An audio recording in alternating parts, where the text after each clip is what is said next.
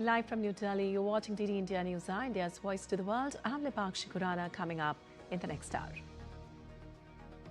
India and Russia vow to work together for a future shaped by peace, partnership and progress, inks 16 agreements in key fields. IndiGo chaos deepens as all domestic departures cancelled. Government issues new directives, orders probe. Railways come to the rescue, adds extra coaches. US Supreme Court agrees to hear a case challenging birthright citizenship after Trump's controversial order was blocked by multiple lower courts. Pakistan and Afghanistan exchange heavy fire along their border amid heightened tensions following failed peace talks. And in hockey men's Junior World Cup, India beats Belgium in a thrilling quarter-final, set up semis clash against seven-time champion Germany.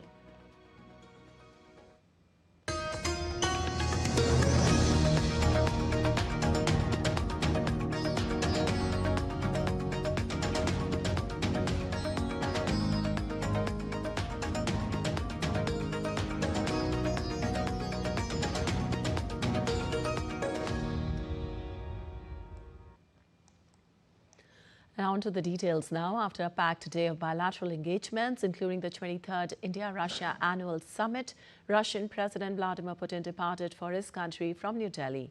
External Affairs Minister Dr. S. Shankar was present at the airport to see the Russian leader off, underscoring the diplomatic warmth and significance attached to the visit. On Friday evening, President Draupadi Murmu hosted a banquet in honor of Russian President Vladimir Putin at the Rashtrapati Bhavan in New Delhi. Also, President Putin was accorded a ceremonial welcome upon his arrival at the banquet. The banquet comes towards the end of President Putin's two-day state visit to India, where he participated in a wide spectrum of events, including a crucial bilateral discussion with Prime Minister Narendra Modi.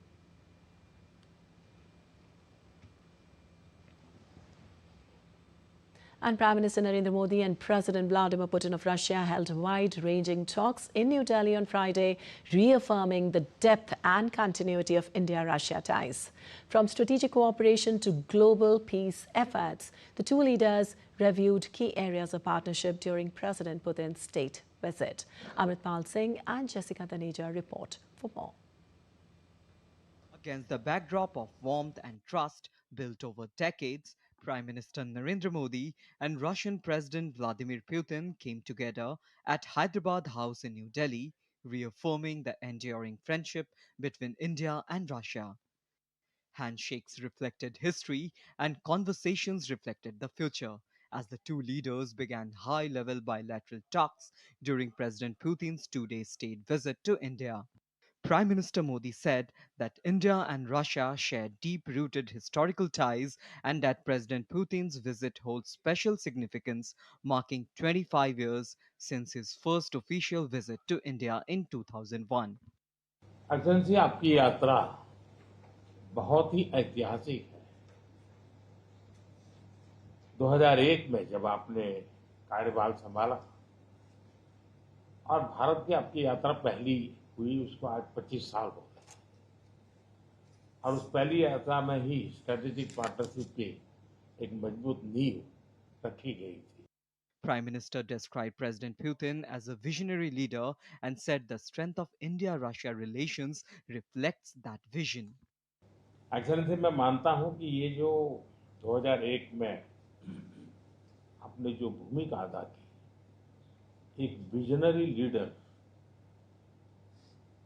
कैसे सोचता है, कहां से शुरू करता है और संबंधों को कहां तक पहुंचा सकता है, इसका एक उत्तम उदाहरण भारत-रशिया के संबंध है। On the Ukraine conflict, Prime Minister Modi reiterated that India stands firmly on the side of peace and assured that India supports all global efforts aimed at restoring peace. आज हमने क्षेत्रीय और वैश्विक मुद्दों पर भी चर्चा की। यूक्रेन के संबंध में भारत ने शुरुआत से शांति का पक्ष रखा है। हम इस विषय के शांतिपूर्ण और स्थायी समाधान के लिए किए जा रहे सभी प्रयासों का स्वागत करते हैं। भारत सदैव अपना योगदान देने के लिए तैयार रहा है और आगे भी रहेगा। President Vladimir Putin thanked India for its constructive role and attention towards peace initiatives related to Ukraine. President Putin also highlighted the expanding scope of cooperation between India and Russia across sectors such as defense, space, artificial intelligence, high technology, and aircraft development. In the joint statement that we've adopted with Mr. Modi, we've delineated the priority objectives on the further reinforcements of our ties in the politics and security, economy, trade, in humanitarian and cultural spheres. As you saw for yourself, we have signed an impressive package of intergovernmental, interagency and corporate agreements. Many of those agreements are intended to broaden the economic cooperation between Russia and India. And this is entirely natural due to the fact that our countries are important partners of one another in trade, investment and technologies. President Vladimir Putin offered floral tributes to Mahatma Gandhi at Rajghat, honoring Bapu's legacy and teachings. Mahatma Gandhi had several connections with Russia, which form part of the shared history of our two countries. Earlier, President Putin was accorded a ceremonial guard of honor at Rashtrapati Bhavan.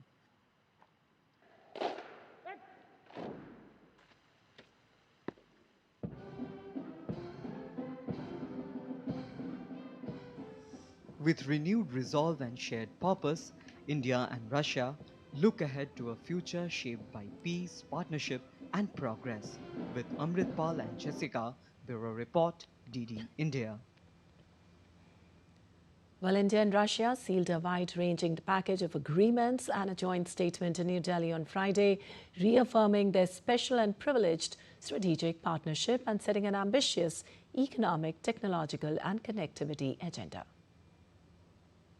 Prime Minister Narendra Modi and President Vladimir Putin oversaw the adoption of a Vision 2030 framework. Multiple MOUs on trade, energy, connectivity and people-to-people exchanges and a joint press statement addressing defense, nuclear and space cooperation. Building on the earlier framework announced by the two leaders to deepen industrial, technological and investment ties.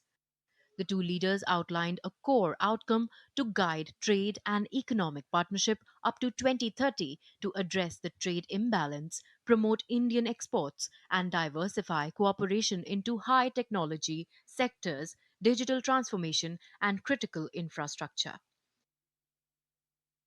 16 MOUs and agreements were signed by the two leaders. 2 MOUs on manpower mobility to regulate skilled Indian worker movement, recruitment, protection, and vocational training. Agreement on joint urea production to bolster India's fertilizer security and agricultural supply chains. MOU on training Indian seafarers for polar and Arctic waters, aiding Northern Sea Route participation. Shipbuilding cooperation framework for joint design, technology transfer, local manufacturing, and maritime infrastructure. Cooperation on critical minerals and supply chains for clean energy, electronics, and advanced manufacturing. Connectivity efforts highlighted support for the international North-South transport corridor and maritime routes to enhance supply chain efficiency. Energy cooperation emphasized Russia's role in India's energy security across hydrocarbons, LNG, coal, nuclear fuel, and hydrogen. The economic goals include higher bilateral trade volumes by 2030, targeting $100 billion and broader Indian exports. Bureau Report, DD India.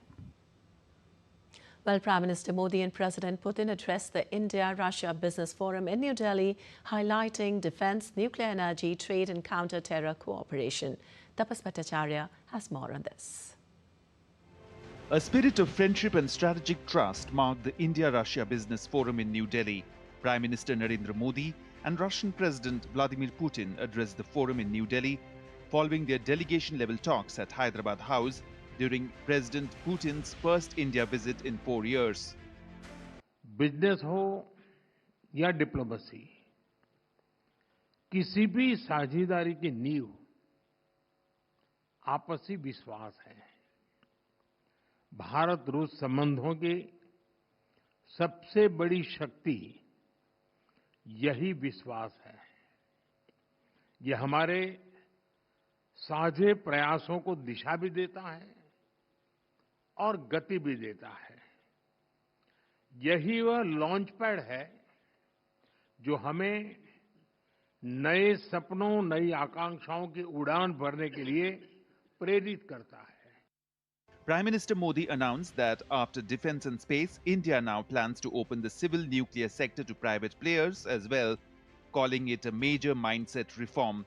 He expressed confidence that the ambitious target of $100 billion in bilateral trade by 2030 could be achieved ahead of schedule. पिछले वर्ष राष्ट्रपति Putin और मैंने 2030 तक द्विपक्षीय व्यापार को $100 billion का उस लक्ष्य को पार करने का हमने निर्धार किया था। लेकिन कल से मेरी जो राष्ट्रपति पुतिन से बात हो रही है और जिस प्रकार के पोटेंशियल नजर आ रहे हैं, मुझे नहीं लगता कि हमें 2030 तक इंतजार करना पड़ेगा। ये मैं साफ देख रहा हूं। हम उस लक्ष्य को समय से पहला पूरा करने के संकल्प के साथ आगे बढ़ रहे हैं और मेरा विश्वास बढ़ रहा है। President Putin praised India for pursuing an independent and sovereign policy with strong results. Both leaders announced that India and Russia have finalized an economic cooperation program until 2030 to diversify trade and strengthen long-term business ties, with energy remaining a key pillar of cooperation. Today, the Indian economy is one of the fastest growing in the world. Figures speak for themselves. Over a decade, the GDP of the country has almost doubled, and in terms of the purchasing power parity, it increased by 2.5 times. Thanks to the sound economic policy and such landmark initiatives by Prime Minister Modi as Make in India program, India is strengthening its technological sovereignty. Prime Minister Modi also revealed that both sides will work towards the early conclusion of a free trade agreement with the Eurasian Economic Union. On terror, PM Modi said, India and Russia stand shoulder to shoulder against the global threat of terrorism, emphasizing that it is an attack on humanity itself. President Putin reaffirmed Russia's readiness to ensure uninterrupted fuel supplies to India and explore cooperation in nuclear and energy infrastructure. Tapas Bhattacharya's report for DD India. Well, reactions from both Russian and Indian business leaders have poured in with regard to India-Russia Business Forum meeting. They have by and large praised the endeavour, saying that there is a huge potential of business collaborations between both the countries, and they heaped praises on the political leadership of both the countries. Let's listen in. It has an incredible relationship. Country has the partnership for decades, and this partnership is kind of a strategic privilege partnership, and that was also created by the attitude of the leaders towards each other, and that stimulates companies, businesses, and communities to work together. India shows tremendous results in the growth of its economy, and I think that it's going to be one of the most important superpowers soon. And those programs that were initiated by His Excellency the Prime Minister, like Make in India, Make India Smart, the industrial corridors, the transformation and modernization of the basic infrastructure, railways, and Make India Clean, Make India Smart, development of education, that really brings very good perspectives for country. Modi, he's a great leader. He is changing the face of India. This you can see. Number one, and number two, he have great relations with President Putin. Right. He is the friend of President Putin, and I'm sure that under leadership of Prime Minister Modi, India have really bright future, and I have no doubts about it. Because traditional agenda is very similar, is very unique for our countries. The leadership of President Putin and Prime Minister Shri Narendra Modi ji leads us to make our best in economic, cultural and creative level to go forward. And because, as I already told, the traditions is our basic level, we have the great future, because historically India and Russia also was independent, and we could do our best on this level. Both the leaders are doing a great job. Prime Minister Modi, for us NRIs, finally we can have our head high, because we live abroad. And we are proud when our country is doing well, and our country is doing well when our Prime Minister is making sure it does well. So we are thankful to him, and then the whole world looks up to him, and we also look up to him. He's a great leader, and he's been taking care of the country very well. I believe the trade is going to grow very strongly based on obviously their relationship and also the leadership of this country and Russia itself. I think that opportunities are going to open up, and the stereotypical image of both the countries within each other is going to change and develop. I think a lot of businessmen here are there to explore the advantage that India has in exporting goods to Russia. And we as importers are also very interested in lots of different categories, be it machinery, manpower, food products, which are complementary to our business. For me, I love India. Before I came here, I liked Ayurveda, Indian cuisine, and I also stand on nails on the Sadhu board. So I like everything what is to do with health, medicine, and traditions in India. Yes, it's a cultural exchange, and it's a bridge between our countries, and although our countries are far apart, we are closer than it seems. Улетай на крыльях ветра, ты в край родной, родная песня наша. Туда, где мы тебя свободно пели, где было так привольно нам с тобою. And DD India correspondent Akshay Dongre spoke to Alexander Zurov, chief of Gazprom Media, one of the largest media organizations in Russia. As Prasar Bharati has entered into a memorandum of understanding with Russian media organizations to India for cooperation in the field of broadcasting, content sharing and information exchange. Well, Zurov said that there are unlimited opportunities for India and Russia to collaborate in the media front. One of those very important leaders from Russia is Mr. Alexander Zurov, who is the CEO of Gazprom Media with us. Sir, thank you so much for speaking with us, and very welcome to India. My first question is about your experience here. How are you feeling coming to India? Both the countries are quite close. What is your feeling? Thank you very much. I think, dear Indian friends, I'll better speak Russian to be quick and quiet, so I have a translator. And so I moved to Russian. My impression of coming to India is wonderful because the cultural ties between our nations are deep-rooted, and relations between my media company, our media company, and Prasar Bharati are the bridges that are pulling our countries and cultures together. The media landscape around the world. Media has been used as a tool of propaganda by the West many a times. They have used their large media industries to peddle one-way narrative.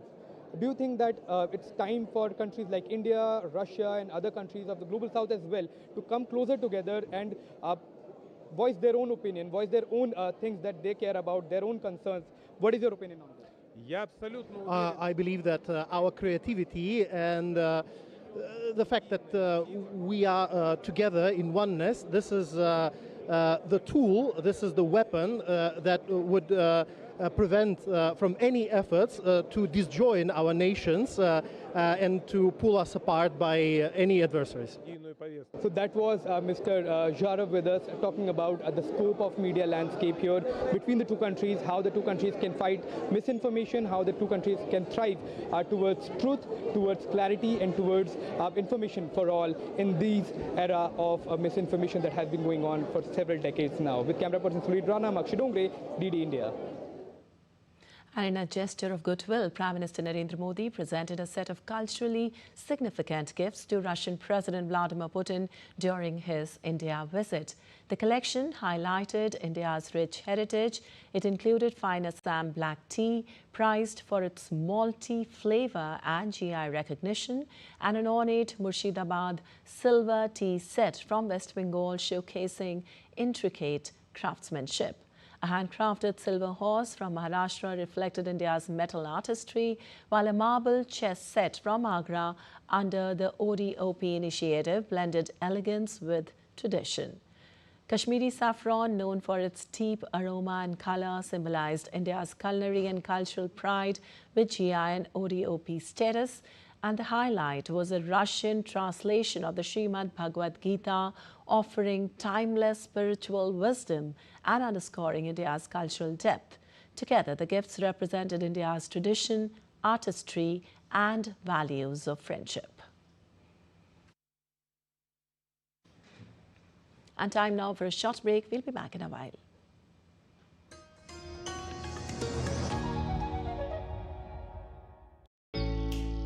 Jharkhand will mesmerize you with majestic nature, rich heritage and colorful culture. Hello. Johar. It fits perfectly. Thank you. Full workout ho gaya. Ready?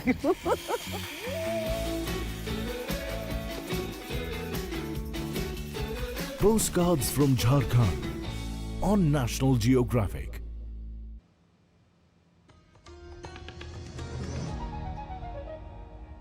Welcome back. You're watching DD India News. I'm Lipakshi Khurana, and moving on, the U.S. Supreme Court has agreed to decide the legality of President Donald Trump's directive to restrict birthright citizenship in the United States. The Supreme Court will hear the Justice Department's appeal of a lower court decision that stopped Trump's order. That order would have told the U.S. agencies not to recognize citizenship for children born in the U.S. if neither parent is a U.S. citizen nor a legal permanent resident or a green card holder. Well, the lower court ruled that Trump's policy violated the U.S. Constitution's 14th Amendment and a federal law codifying birthright citizenship rights in a class action lawsuit by parents and children whose citizenship is threatened by the directive.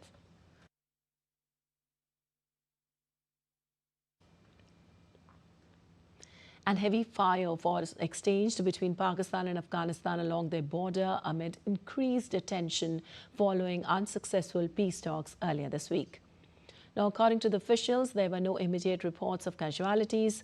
Afghan Taliban spokesman Zabihullah Mujahid in a statement said Pakistani forces launched attacks in Spin Boldak district of Kandahar province.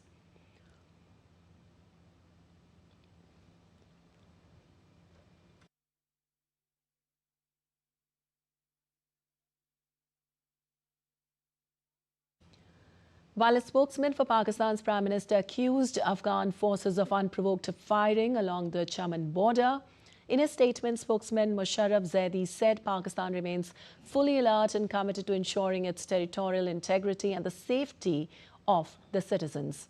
The exchange occurred just days after a recent round of peace talks, which failed to yield any substantial result. And Ukrainian negotiator Rustem Umerov and Andriy Natov and President Donald Trump's special envoy Steve Witkoff and son-in-law Jared Kushner will hold a third straight day of talks in Miami on Saturday. Now, according to a joint statement issued separately by Umerov and the U.S. State Department, U.S. President Trump's special envoy held constructive discussions with Ukraine's senior negotiator in Florida on Friday. In a post on X, Witkoff said both parties agreed that real progress towards any agreement depends on Russia's readiness to show serious commitment to long-term peace. The U.S. and Ukrainian officials also agreed on the framework of security arrangements and discussed necessary deterrence capabilities to sustain a lasting peace. Also, the talks come after Witkoff and Kushner met Russian President Putin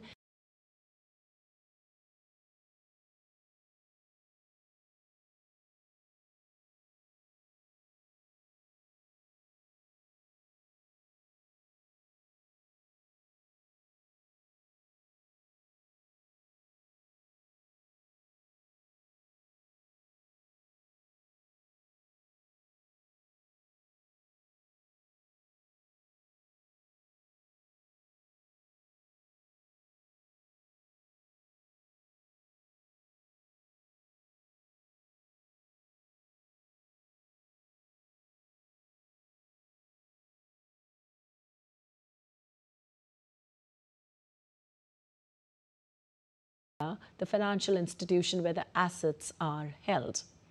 The Commission hopes to secure a firm commitment from member states at a summit of EU leaders on December 18th. And U.S. Secretary of State Marco Rubio welcomed Peruvian Foreign Minister Hugo de Zela at the State Department in Washington.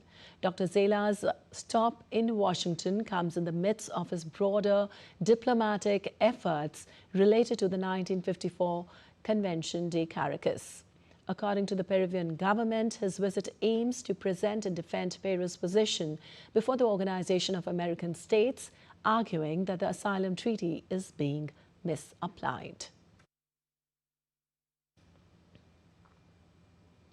And global cuts to headline for the measure's introduction, with air travel now approaching the December peak that has forced widespread flight cancellations this week that have stranded thousands of travelers. A large number of passengers are facing inconvenience across the country. It is very ridiculous. They are asking us to stay for 2 days. Where shall we stay? Who is going to pay the expenses of the hotels and all? They are not paying any expenses. Simply they are saying you need to stay for another 2 days. Once the flights are starting, then you can move from here. So what to do right now? They should refund the money. While booking, they should think all about this. Whether their staff is going on the leave or whatever they are doing. They are on the strike or whatever. Still they are taking the booking. Then how can it be? Why the people should suffer for it? I was stranded in Kolkata and Hyderabad for 2 days. By anyhow mean, I came from other airline, and then my luggage is still lost, and I'm here standing for my luggage from past 2 days. And for more on this, we have Shubhendu Ghosh joining us. Well, Shubhendu, we just heard some passengers and they seem to be in turmoil. Tell us more about the crisis. What exactly led to IndiGo cancelling around 500 flights, and how has this disruption unfolded over the past 4 days? That's right. Good morning, Lepakshi. Over 1,000 flights have been cancelled or disrupted IndiGo flights in the past 4 days, the 5th day now of the disruptions. While IndiGo airline had attributed these disruptions to a number of factors, both technical and weather, but the real blow appears to have come from the strict implementation of what is referred to as flight duty time limitation, FDTL provisions by DGCA, by Directorate of Civil Aviation. Now, these provisions were meant to ensure that there is a certain ease of working for the crew members who are usually overworked. For pilots, compulsory rest of about 48 hours per week, limited flying time at night, and other such provisions. These provisions were announced much in advance, in fact, but the strict implementation had happened 1st of November, just a few weeks ago. And IndiGo, India's largest airline, was caught unprepared, and the impact of that is visible at the moment. These restrictions sent several chunks of pilots and crew members of IndiGo into sort of forced leave and rest, and that really impacted the flight services at a time when IndiGo was in fact expanding its services for this winter period, where a lot of vacations and breaks also take place and people travel different parts of the country. So in that sense, this crisis comes at a time when IndiGo would have required, in fact, more workforce, more hands on the deck, and therefore the context of the crisis. And the size of the airline is also both its strength and weakness. It is, as I mentioned, the largest airline service in India. About 65% of domestic air passengers are carried by IndiGo. Some 2,200 flights every day. Now, even 10% shortage or disruptions in the flights results in about 200 to 400 flights getting cancelled or delayed, resulting in thousands of passengers getting stranded. So that's the broader context, Lipakshi. Of course, time is very crucial right now, Shubhendu, because this is the festive time, and IndiGo Airlines, which commands about 60% of India's aviation market, has flagged that it does not expect to fully restore operations until the 10th of February. What corrective actions can be expected? And as we hear that IndiGo has also apologized for the same. That's right, Lipakshi. IndiGo has acknowledged its own shortcomings in preparing for the provisions of the FDTL that I mentioned. For now, the DGCA, Directorate of Civil Aviation, has put the implementation of these strict policies into abeyance. They've relaxed the provisions just to make sure that these significant disruptions that have come into place can be avoided.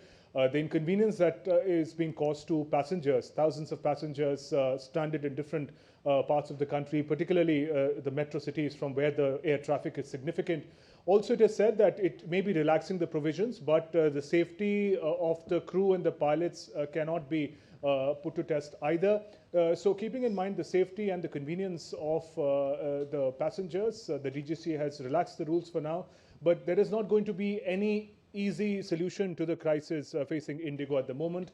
They themselves said it will take them a couple of months, sometime in February. They should be able to restore their flight services to the efficiency that they're known for. Meanwhile, people are turning to Indian Railways, which may be a little more affordable, the tickets, and even more credible in the given times. Other airlines are also trying to increase their flight services, but the crisis for domestic air passengers for now, it appears, is here to stay.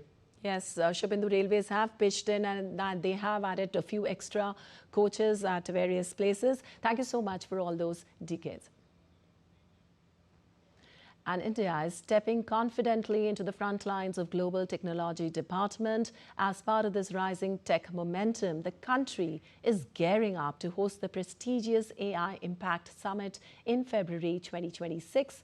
India is rapidly emerging as a major force in cutting-edge technologies, including AI, semiconductors, and drones.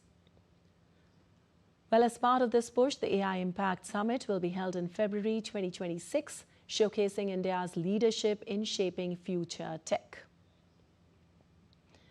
In a run-up to the summit, more than 200 events have been organized nationwide, similar to the G20 model of nationwide engagement. Also, more than 200,000 students and researchers have already participated, gaining exposure to global technological trends. Andhra Pradesh, like other states, is an integral part of this journey, with new data centers rising across India. And the government stresses that these data centers form the backbone of future productivity and tech-driven growth. And moving on, this year, the International Cheetah Day has a special significance for India as it continues to celebrate one of the most remarkable conservation turnarounds. Extinct in India since 1952, the cheetah is steadily reclaiming its place in the wild, powered by the ambition and progress of Project Cheetah. Here's a report by DD India correspondent Aditya Srivastav. Once the cheetah was the pride of Indian subcontinent, part of its rich biodiversity, but ecological changes and human interference inflicted irreparable damage, and in 1952, cheetahs were declared extinct from India. However, in 2022, India sought to reverse this loss. September 17, 2022, the world's first intercontinental wild-to-wild translocation mission began, Prime Minister Modi released 8 African cheetahs brought from Namibia into the Kuno National Park in Madhya Pradesh.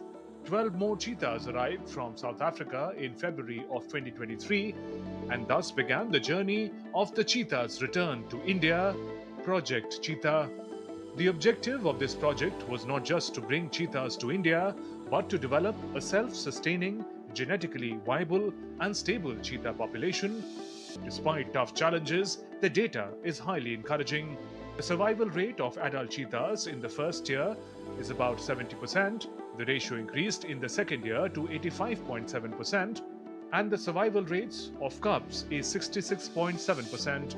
These figures indicate that cheetahs are now adapting to the Indian ecology. A total of 32 cheetahs are present in India today.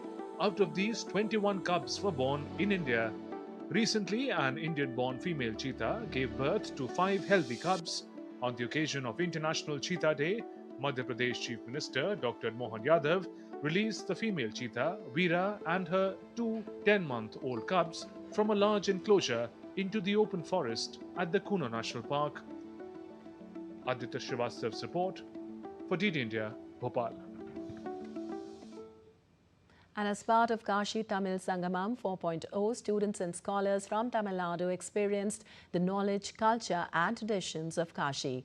Their journey marks another meaningful step in this vibrant confluence, enriching the timeless bond between Tamil Nadu and Kashi through shared knowledge and heritage. The teachers from Tamil Nadu spent their day in the enlightening environment of Banaras Hindu University. They attended several important lectures focused on the history of Tamil language, literature and art. This platform not only fostered academic discussions but also provided an opportunity to closely explore the centuries-old shared heritage of Kashi and Tamil culture. And now let's take a look at other stories making news today. Minister of Communication and Development of Northeast Region, Jyotiraditya Scindia, virtually inaugurated 5 completed projects and laid the foundation stone for 11 new ones across the Northeast on Friday, valued at over 645 crore rupees. These projects aim to boost regional connectivity, infrastructure and development. With the festive season approaching, Kulu Manali is witnessing a sharp rise in tourist footfall. Local businesses, hotels and adventure sports operators report strong bookings as visitors flock to the valley for winter activities and scenic getaways. The 36th Konark Dance Festival concluded in Puri on Friday with a spectacular showcase of India's classical dance heritage. The final evening featured captivating performances set against the iconic Sun Temple backdrop, drawing large crowds of art lovers and tourists. Odisha Governor Haribabu Kambapati attended the closing ceremony, adding grandeur to the event as dancers from across the country celebrated culture, rhythm and tradition. And out of some sports news now. Moving on to the match, the Indian team might ring in some changes in the playing 11 as they face South Africa in the series decider, third one-day international in Visakhapatnam on Saturday. Both the teams have won 1 match each, so the winner will bag the 3-match series. Now, India could drop fast bowler Prasidh Krishna after he conceded 85 runs in 8.2 overs in the previous match, where the host failed to defend the target of 359 runs. Washington Sundar's place is also under the scanner. The spin bowling all-rounder failed to make a significant contribution with the bat in the first 2 matches. He might be replaced with wicketkeeper batter Rishabh Pant. All eyes will be on Virat Kohli following his impressive back-to-back centuries. Meanwhile, South Africa captain Themba Bavuma is now likely to change the winning combination, but there was injury concerns for the visitors as pacer Nandre Berger and batter Tony De Zorzi have undergone scans. And for more on the match, we have Narayan Singh joining us. Well, Narayan, tell us more about the likely changes in India's playing 11, who's expected to be picked and dropped after the previous match ahead of the series decider now. Good morning, Pakshay. As we know that both the two matches that we played in the series so far were the high-scoring matches, and dew will be a factor again, once again. So in that context, we can say that the team management might drop Washington Sundar, because if India again loses this toss, because it was the 20th toss in Raipur that we lost, and again, once again it happens, definitely we need, while bowling second, we need a pace bowler rather than a spin bowler, and in that scenario, the Washington Sundar may be dropped. Prasidh Krishna can't be dropped because there is no other replacement for a pace bowler in the team. In place of Washington Sundar, we can see Nitish Kumar Reddy as an option. So all likelihood, today we will see Nitish Kumar Reddy. If India again loses the toss, definitely it will be a big headache, because in this part of the year, dew is headlining again and again, and we know that in both the matches India lost the toss, and the loss of the toss was a big loss for India. And talking about the South African team, the way they batted, the way they bowled, the way their pacer Marco Jansen, exceptional performance by him. So all in all, we can say that India should learn what the mistake they have done from the previous matches, especially if we take a look. The previous match where India were batting well, they did few mistakes, hoping that they will not repeat that thing again. All right, and also, what's the latest from the South African camp? Are they sticking to the same winning combination? And how serious are the injury concerns around Nandreberger and Zorzi? Definitely, serious concerns are there, especially for this match, because there were some hamstring injuries, both of them, Nandreberger and George Dizorzi. So hoping that in all likelihood for Dizorzi, they may replace him with Ryan Rickelton or their wicketkeeper Herman too, and definitely he may be there. So all in all, we can say they will make these two changes for their team, but they are in rhythm, and the kind of performance they are delivering under Temba Bavuma is exceptional. But all in all, India should know how to stop this team, because the kind of performance they did in the test matches, again, they are doing. And now they are eyeing a rare double in India, which is very rare for any visiting team. So if we take a look what in the last match India did, after 34 overs, that was the turning point of the match. After 34 overs, India, till 34 over, India's score was 249 for the loss of 2 wickets, where South Africa's score was 209 after 34 wickets. And in the last 16 overs, that turned the table in South Africa's favor. In the last 16 overs, South Africa scored 148 runs, while India could manage just 109 runs. The slow scoring rate by Ravindra Jadeja and Washington Sundar, that played India a bit, and especially the bowling in the middle overs too. All right. Thank you so much, Narayan, for all those details. And spirited Indian junior men's hockey team held their nerves to beat Belgium 2-2 in a high-octane quarter-final clash at the Hockey Men's Junior World Cup in Chennai. Princedeep Singh was the hero of the match with some incredible saves in the shootout that brought about glimpses of his coach, PR Srijesh, the former custodian of Indian senior team. Next up, India will take on 7-time champion Germany in the semi-final on 7th of December. And the Colombian capital of Bogota is lighting up for a festival Brilla running from November 27 to January 12th, spread over the course of a 1-kilometer route. Visitors can experience 25 interactive spaces showcasing color, music and lights, all inspired by a dream theme. Take a look.